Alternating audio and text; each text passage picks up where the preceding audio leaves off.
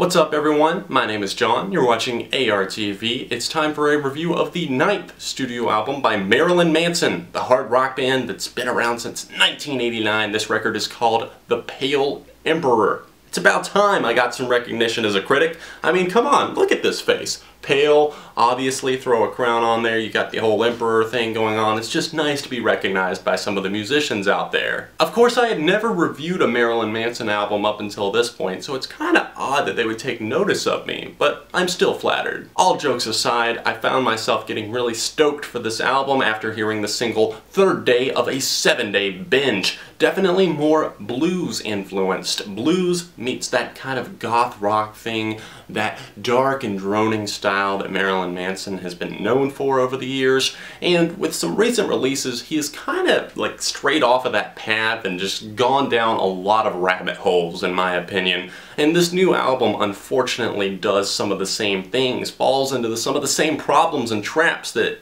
albums like The High End of Low and even Born Villain have fallen into. Now there are some great tracks on this thing, and I will get into that, I promise, but I just want to kind of talk about the feeling of this record first. It's bluesy, depressing, and it's kind of a moody record, and there's definitely some problems that I'm having with it, just because I don't feel like, especially towards the end of this record, that some of the tracks have their own unique identity. I feel like they're lacking that. They're not being able to set themselves apart from their peers, and it gets hard to decipher towards the end of this thing. The problems that I have mainly start with Slave Only Dreams to be King.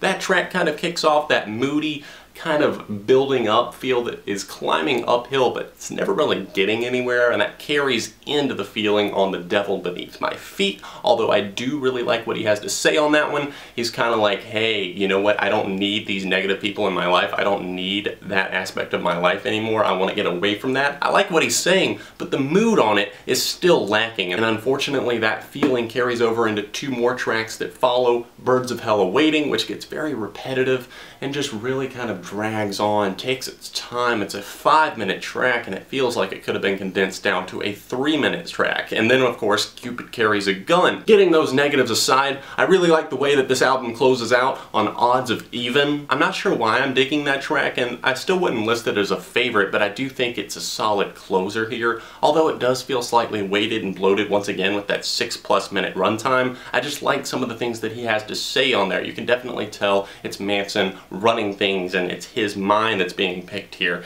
Angels and demons are brought up on here, some internal struggles, his thoughts, that sort of thing, all over kind of a slow and brooding guitar strum pattern, and it sounds interesting. It's a good way to close off The Pale Emperor. Another one of those tracks that has that slow build-up, kind of a slow-lit fuse, but it actually works, in my opinion, would be The Mephistopheles of Los Angeles. I really like the chorus on that one. It's memorable in my mind, and it's got that guitar it's kind of looping in the background, and the bass work all feels like it comes full circle. Makes for a track that does pack maybe a light punch, but it's definitely still there, and it's something that makes you think. Another one of those that I'm digging and actually feel like I can kind of dig into, other than the singles on this thing, would have to be Warship My Wreck. That one has one of the most interesting instrumentals on this LP, for me at least. I think that everything from the synthesizers that are thrown in the background, layered on top of the bass work and the guitars, it all feels like something that Manson would definitely craft if he was in a darker corner of his life,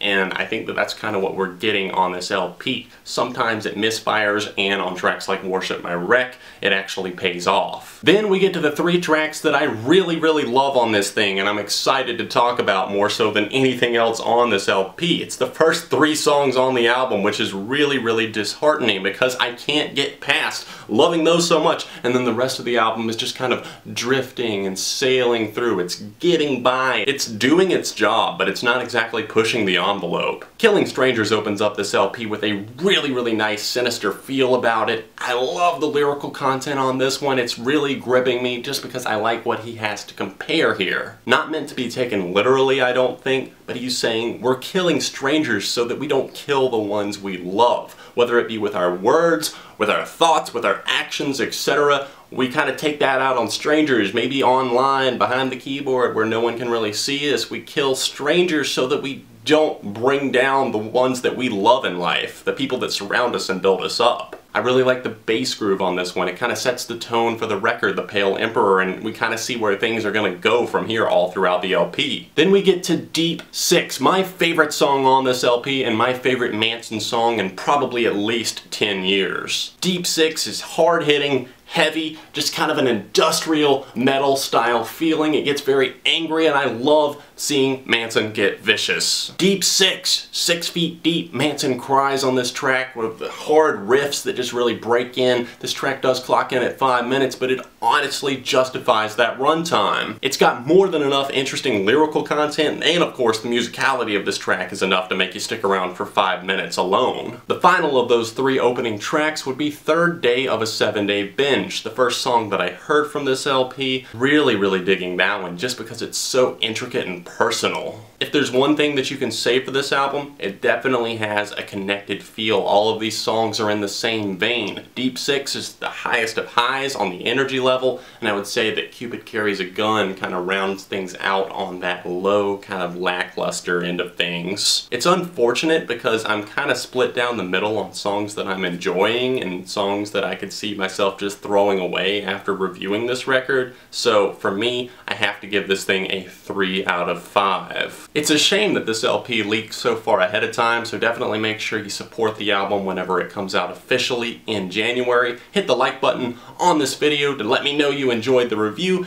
and of course let me know your thoughts on The Pale Emperor in the comments section down below. Head over to my channel. You can click the top link in the description down below, and then in the top right corner, click that support button just so you can support these videos, donate to the channel, and help the videos and reviews keep flowing right here on ARTV. I do appreciate your support over the years, and of course, make sure you subscribe so that you're notified when I upload future reviews. I'm going to be doing Throwbacks Week, the first week right after Christmas, so make sure you stay tuned for that. I'm going to be covering some records that you guys have wanted me to talk about for a long time. I'm not going to spoil any of it, so just make sure you're here starting next Monday. I will see you right here very soon on ARTV.